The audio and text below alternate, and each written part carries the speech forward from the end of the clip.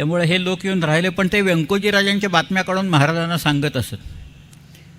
आणि शिवाजीराजांना कळलं की आपले धाकटे भाऊ आहेत, 2 वर्षांनी लहान आहेत, आणि हे आता वैराग्य धरून राहिलेले आहेत, काही उत्सवात जात नाहीत, काहीच नाहीत, उदास असं राहतात सगळ्या. महाराजांना वाटलं कसलं तरी फ्रस्ट्रेशन आलेलं दिसतं ह्या सगळ्याचं, त्यांना काय झालं असेल देव जाणे. परंतु ते सगळं महाराजांच्या कानावर गेलं की हे असं काही कशात भाग घेत नाहीत, उदास राहत आहेत, वैराग्य धरून राहिलं. तर महाराजांचं एक पत्र आहे. शिवाजीराजे त्या पत्रात असं म्हणत आहेत की आम्हास बहुत कळो आले, कळो म्हणजे कळून आलं आम्हाला सगळं की वैराग्य धरून राहिले आहात म्हणून.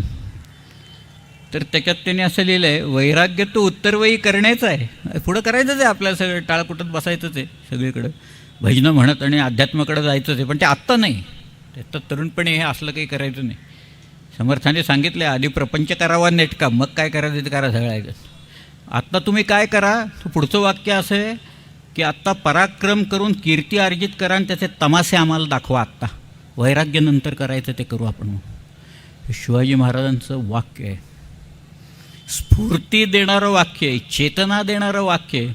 मी म्हणूनच म्हटलं की एखाद्या अचेतन सृष्टीला सचेतन करणारं जर का असेल तर ते हे आहे. सगळ्या पत्रातली वाक्य आहेत, कुठपासनं कुठपर्यंत आलं आहे. आणि त्याच्यात एक नीतीसुद्धा आहे महाराजांची.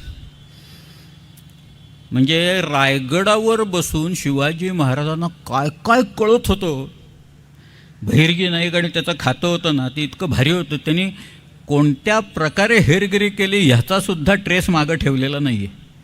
पण शिवाजी महाराजांना इनपुट्स मिळत होते. कारण ॲबे कॅरे लिहितोय की शिवाजीराजे हेर खात्यावर प्रचंड पैसे खर्च करतात, त्याने हेर बातम्या आणून देतात त्यावर. कारण त्यांनी नंतर पत्रात ते लिहिलेलं आहे व्यंकोजीच्या.